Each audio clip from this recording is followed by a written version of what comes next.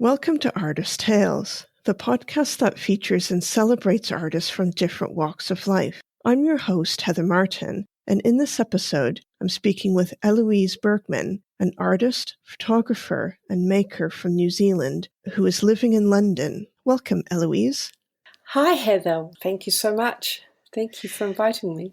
It was great having you on the podcast, so thanks for being a guest. So why don't you tell me a little bit about yourself and your background and how you got into being a photographer, artist, and maker? Oh, well, I guess it's a long evolution of many different things. But I've always been a drawer and a maker, my whole life. And as a child, I used to spend all my time sketching, following my mum around the supermarket or queuing at the bank. I'd be drawing the whole time, things like that. And at university, I studied textile design. And I guess I was attracted to being able to work in kind of multiple mediums. And it's a very creative area, textile design. And I don't know, I slowly became interested in photography. And at this point, I was still in New Zealand. But after I graduated, I moved to Tokyo for a few years and then on to Thailand and then India. And I set up a textile business there. And I started really taking pictures again there because I was photographing the people I worked with and the people around me and kind of got into telling the stories of the textiles. And then I think through that, I realized, that I actually love photography. So what drew you to doing textiles in the first place? I know you kind of talked a bit about how you got into photography, but what drew you to doing textiles?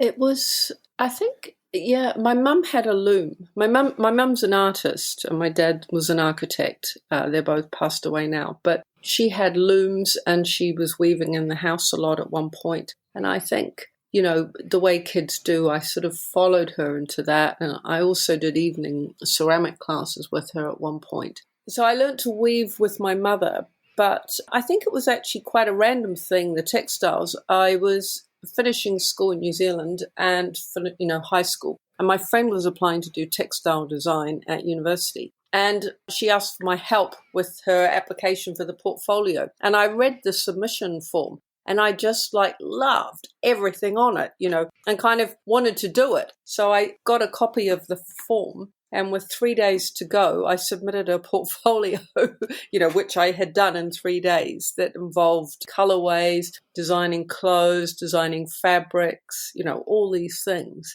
Yeah, I loved it, and I couldn't believe when I got in because it had been very rushed. And our course was super creative, and we do everything from one semester's work was you got a bag of wool and you had to card it, dye it, spin it, weave it, and then make a blazer I made out of it, so it was quite amazing. And I found that very inspiring. But then the work that you could go into at the end of that 3 years in New Zealand at that time wasn't that inspiring, It was things like designing carpets for firms or airline seats or I don't know, So I went to Japan and I had hoped to do a course on kimono design there, but I didn't speak Japanese well enough to do the course. So I didn't do that in the end. But, I guess that opened my eyes to a different way of seeing.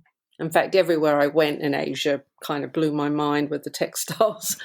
And I guess they're very different to what we see in the West. Yes, it was funny because I kind of felt when I'd got to India that I'd learned more in kind of 3 days than I had in the last 3 years of university. Just seeing how people worked and just the incredible skill level and creativity, the way they used the mediums and the different elements, it was really changed the way I saw things.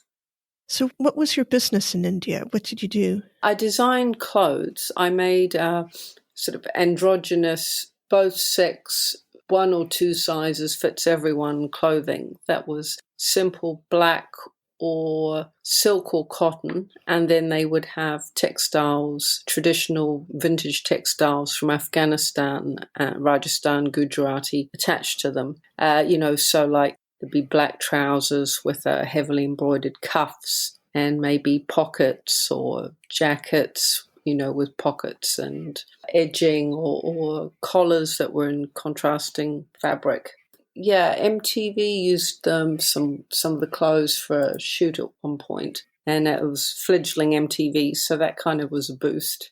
I was really inspired by the textiles in India and those countries, and I wanted to do something with them that suited everyone, and shared what I'd experienced and seen with other people. So I set up this kind of factory's too grand a word, but it was actually a group of women sewing, and then was importing the clothes to England. And I had a store in Covent Garden Market. And so it was very simple, but, it was great fun, and it meant that I was going to India all the time, probably 4 weeks out of every 6 or 8 weeks.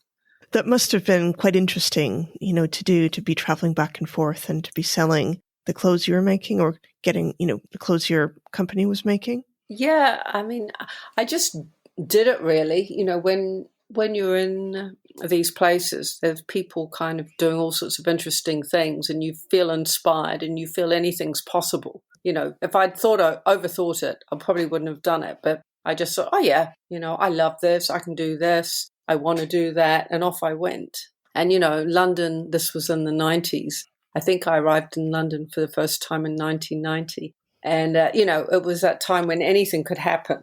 And, people were setting up businesses and doing all kinds of things. It was a very creative time in London. And so, I just jumped in. And you said, with this business in India, you started getting into photography. You mentioned it was kind of people working for you. Was it an attraction to kind of people and people you were working with, or what kind of drew you into the photography?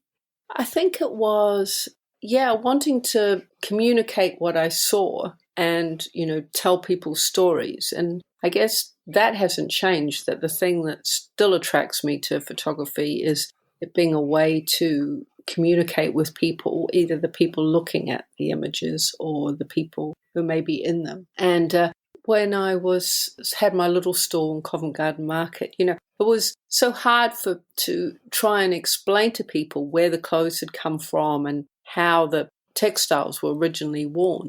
And, that was a while ago now, and those areas weren't as accessible as they are now to people. So I started taking lots of photos, partially to bridge that gap and say, these are the women who made the clothes. These are the people around there. These guys racing camels, this is what's going on. This is kind of buying this garment. You're kind of buying a little piece of that maybe.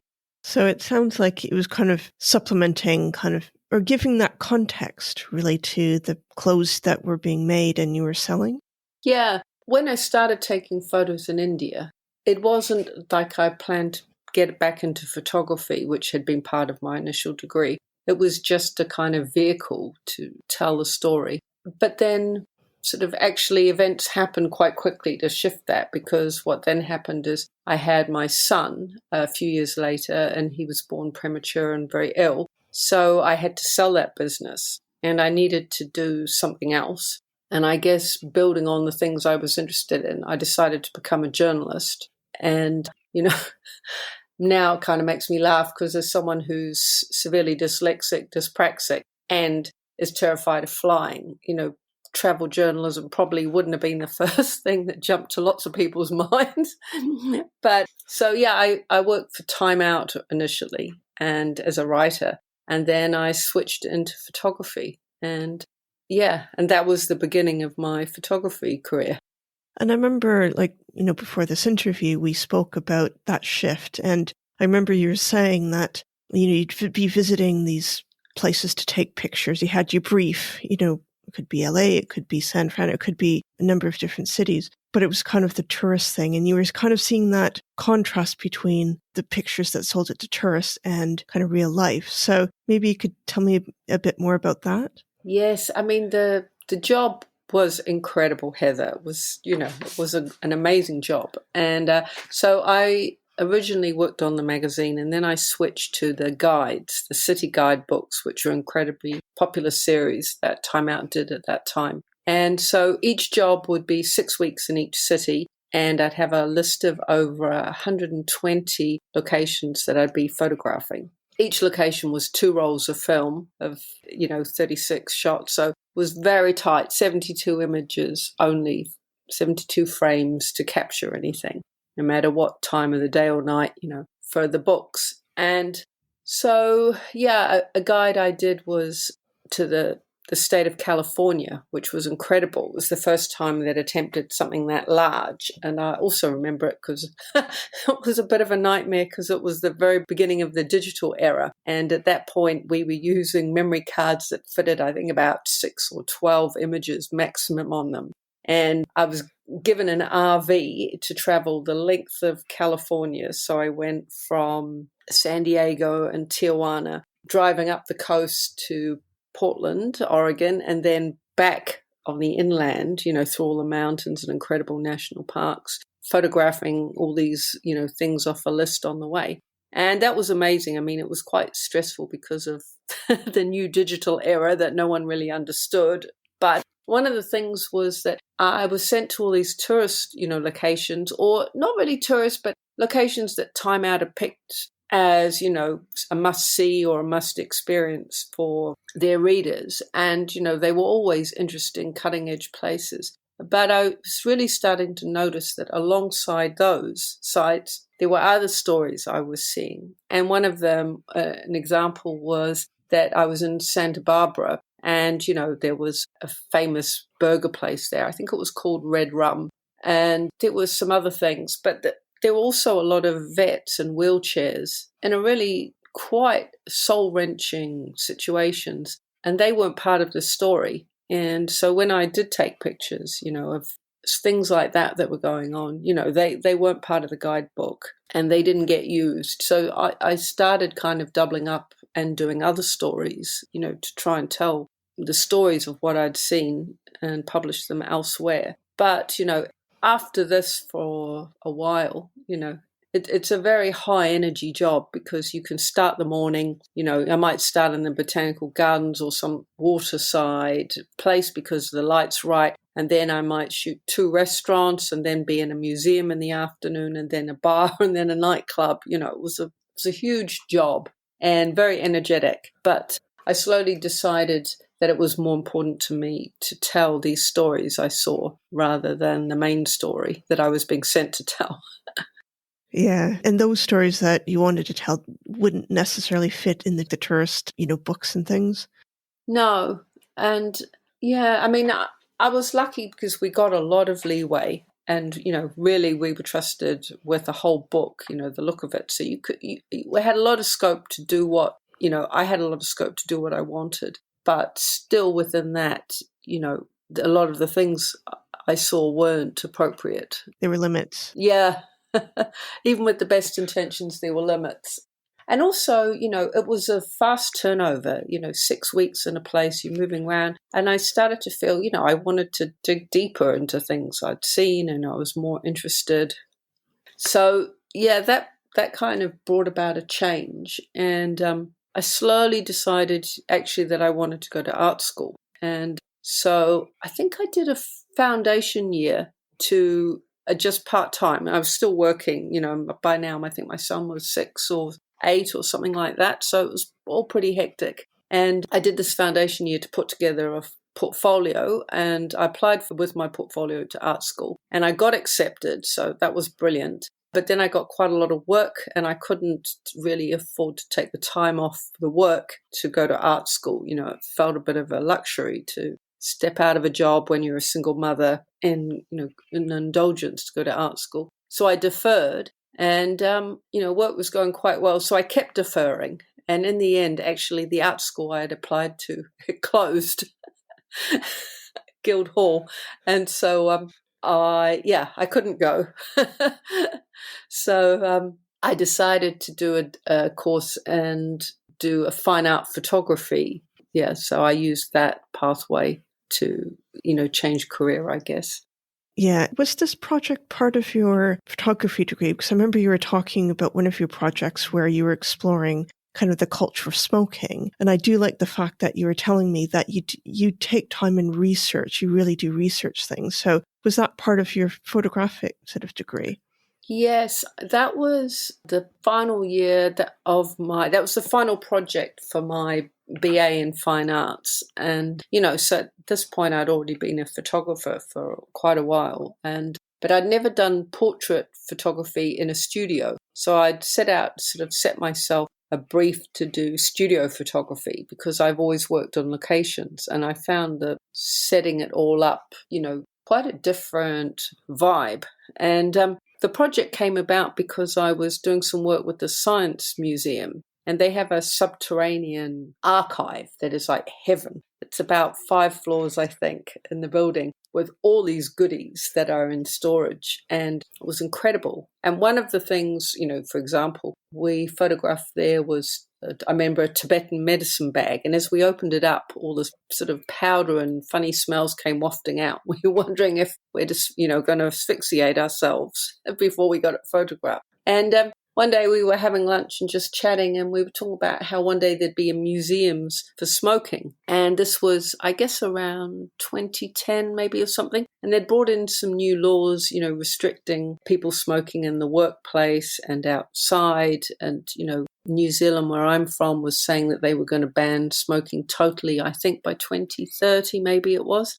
So I was that was a little idea, and it sort of germinated. And I was thinking, wow, smoking is so entrenched. It's really part of, there's a whole visual language of it. And, and a whole cultural language where people, chat people up by asking for a cigarette.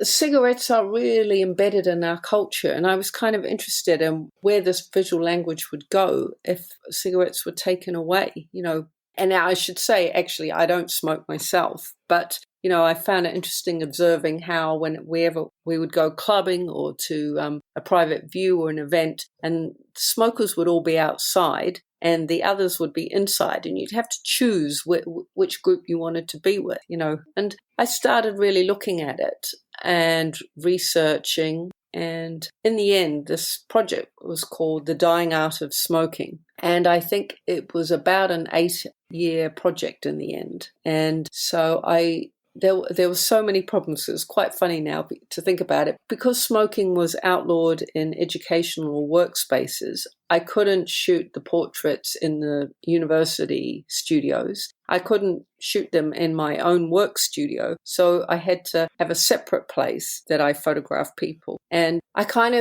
I got lots of friends and people I knew to pose. But then I was thinking, I'd see people smoking on the street. So I'd go up to them and ask them if they were interested in being in this documentary project. And I think so many people who smoke were used to getting grief for smoking that when someone approached them and was really interested in why they smoked and when they started and all the, how they felt about the language of cigarettes and, the culture behind it, they were really kind of pleased to be part of it. And so they would come to this studio I set up especially for this and smoke 1 or 2 cigarettes, and I would record them talking about smoking.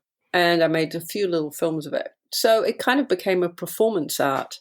For my final project, one of my tutors was Patrick Brill, who's Rob and Roberta Smith. And so he was so supportive, him, and Mick Williams was another tutor of mine. And the photographs were A0 size. So they were massive, shiny, like billboard posters. In fact, I also fly posted them all around kind of Shoreditch and sort of the areas where I'm from in London, and I put them in tube stations, I put them everywhere. And I was interested to see if when people looked at these portraits of people smoking, whether they thought they were advertising or how people reacted. And I kind of like the fact I like fly posting as a way of spreading art, and then it simultaneously showing in a gallery space. It's also subversive to fly post because it is illegal, as far as I know. Oh, really? Yes. I don't know if it's illegal, but it's taboo. It's kind of, you see it a lot, but yeah. It's kind of illicit. Yes, I like the subversive element of it. And I mean, I worked on this project. As I said, I did a lot of research, and I guess I showed it in quite subversive ways, because for my graduation show, we gave out cigarettes to people as they came in. They were actually fake cigarettes, but when you sort of sucked them, they puffed out little bits of kind of chalky puff stuff. For want of a better description. And I had ashtrays all around the degree show, which was on several floors, with kind of stubbed out cigarettes. I'd been collecting cigarettes for a long time. So it was quite performance-y, installation-y. And people couldn't tell, whether people had been smoking or whether you could smoke in here or what was going on, And the next morning I remember going in, and the cleaners weren't sure what was going on, so they'd left all these empty bottles alongside my overflowing ashtrays because they didn't want to clear out the wrong stuff.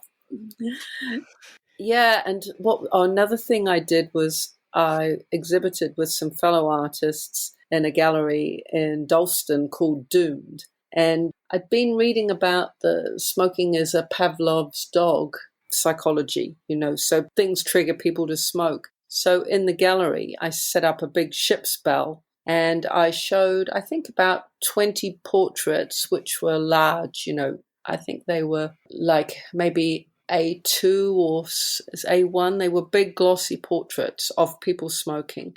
But in some of them, I erased the actual cigarettes, because I was interested in the fact that when people look at the position of the subjects in the portraits, they imagine the cigarette even if there isn't one, because they recognize the gestures. You see it but not see it, yeah. Yeah, and so, if someone's sort of standing with their hands in a certain way in front of their face, your brain just imagines there's a cigarette there because it knows the language, this body language, and that interested me. And for the opening night, I had actors, friends, and every time someone rung the ship's bell, they lit a cigarette and smoked it in the gallery. And that was quite subversive and maybe challenging. I do apologize to the other artists because that was challenging for them.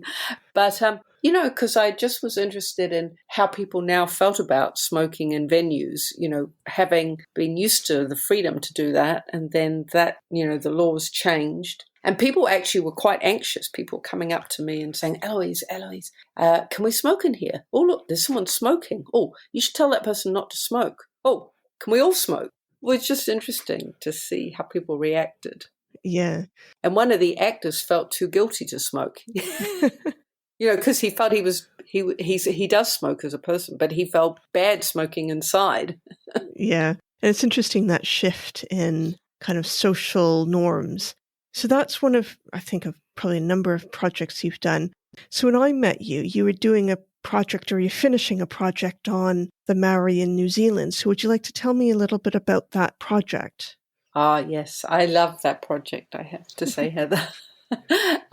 Makes me smile just thinking about it. I think that ended up also being about an 8-year project with kind of heavy research. And yeah, the project was inspired by people I met and, stories I was seeing about kind of a new paradigm of Māori thinking in Aotearoa, New Zealand. And people were getting tāmoko, which is the traditional Māori name for tattoos, again, and reclaiming cultural heritage. And it's on their faces, isn't it, the tattoos? Yeah, so it's quite different, I guess, from UK or, other histories of tattooing. The moko kawai was what I was really interested in, which is the chin tattoo that's traditional for women. And it can be on the lips and the chin.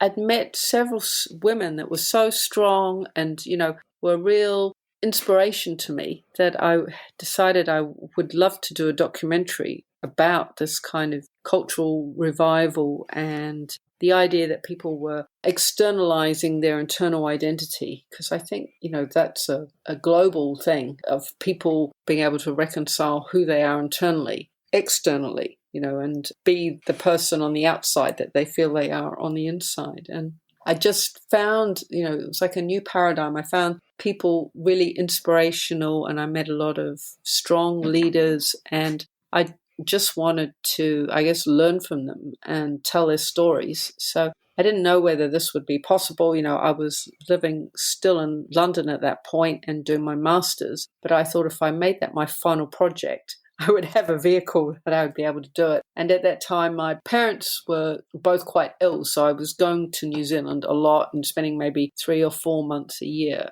at least there. So I kind of was just discussing it with people, and it kind of all just fell into place. And I met some Māori elders that gave me their blessing, and I started learning te reo, which is Māori language, and as a kind of a commitment when I was doing this project. And I remember the first meeting I had was Albany in Auckland, and I met 2 Māori women and 3 men, and I photographed them, and we talked for a bit and got to know each other, and then the session started with a karakia, a prayer, and that kind of made the format that I followed in all the subsequent sessions of photography, that I would start the session with a karakia, a prayer with the person I was photographing. And then we would, talk about how having the moko would change their lives and what it meant to them and the history of it and their whakapapa, their family history. Because in a way,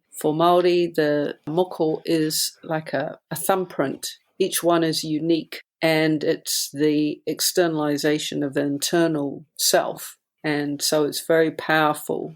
And yeah, everyone had unique, interesting stories. And, for me, it was amazing to meet all these people. So I just traveled around New Zealand on the bus sometimes, on the car sometimes, staying with people and hanging out with them and photographing them. And a lot of the people are, still good friends of mine now. I made amazing friendships through that. And my husband, who'd never been to New Zealand, spent his first trip not doing any tourist things, but driving around with me, meeting all these people with tamoko and being kind of the man who had to hold the pop-up studio tent and the reflectors while all this was going on and do the recording of the stories. So, yeah, it was incredible. And then the end of all the photography, when it was wrapped up, the first sort of chapter, we had a palfuri, which is like a prayer session, and the work was all blessed by elders and then got sent back to the UK, and I exhibited it in my graduation show for my master's. And then it was incredible because Ngāti Ranana, who are the Kapahaka Māori group resident in London, came and did a blessing, a palfuri, and opened the show and did the haka and, a lot of songs. And, that was just an incredible experience and moved so many people to tears, even if they didn't have Māori or New Zealand heritage. I can imagine it was beautiful. So it sounds like you really, researched, you really engaged with the community. It wasn't just bang, you're there for 10 weeks or whatever. You kind of had that engagement, which is really interesting. So I know since that project, I've seen you start to do kind of, images on leaves and things. So could you kind of summarize that project and how you got about doing it? Yes, that after the Tamoko Modern Maori Warriors, that kind of initial project morphed into other things. And I did a kind of, my photography, my art practice always is evolving, different trains of thought lead to different whole new bodies of work. And the Māori name for Māori is tangata whenua, which means people of the land. And so I started thinking about this, and I'd seen Al Medina and a Vietnamese guy called Bin Da. Al Medina Romero is a Spanish photographic artist, and they were pioneers, I guess, of chlorophyll printing. And so I went to a workshop at my studios. Al Medina she had a residency there. And so she taught a workshop and I went to it. It rained the whole time, so we couldn't really do chlorophyll prints. But the outcome was that I felt like I had a vehicle to tell the story of people of the land. So I then started putting my portraits on leaves, and I went back to New Zealand and used leaves that were grown in New Zealand to expose the portraits on. And I don't know if you know, or people listening know about chlorophyll printing, but I think it's amazing. I'll just describe how chlorophyll printing works, because maybe some of your listeners won't have heard of it. So it's a process that kind of reminds you a bit of traditional darkroom photography, but it's nature's own process. and it's whereby the UV light from the sun interacts with the plant's chlorophyll chemicals. And so if you put a negative over a leaf, the image is exposed directly into the leaf. And so for me, the process is I take photos and I make a digital negative, which I put over a leaf, and then the sun creates the image. And how long does that image stay on the leaf? So far, my oldest ones are about 7 years, but I actually feel quietly confident that I mean, it's an ephemeral process. So, it's not permanent, but I guess nothing's permanent. So, yeah. My final question is, what's next? Do you have any sort of upcoming projects at all? Yes, I'm continuing my chlorophyll printing work, because the problem with that is now it's autumn, all the leaves have died. And as it's deciduous leaves I need to use, I have to wait till next spring or go overseas to do the next round. But I'm working on several books, and I'm exhibiting the leaves next year. I have a solo show, and so I have a lot of preparation to do for that. I'm continuing that project. Yeah, so that's in 2025 for listeners. So great. Well, thank you. It's been wonderful chatting with you, Héloïse. Thank you, Heather. Thank you so much for inviting me. It's been a real pleasure to speak to you. It's been a real pleasure to speak to you as well. I really appreciate you listening to this episode with Héloïse. I hope you enjoyed it. For more information about Héloïse, including her social media handles, check out the episode notes. I'd really appreciate it if you could also rate and review the podcast in the podcast apps. In the next episode, I have a really interesting conversation with Ellie Laycock, an award-winning British artist who explores the urban environment and its impact on residents, ideas of power and control, politics, and the passage of time.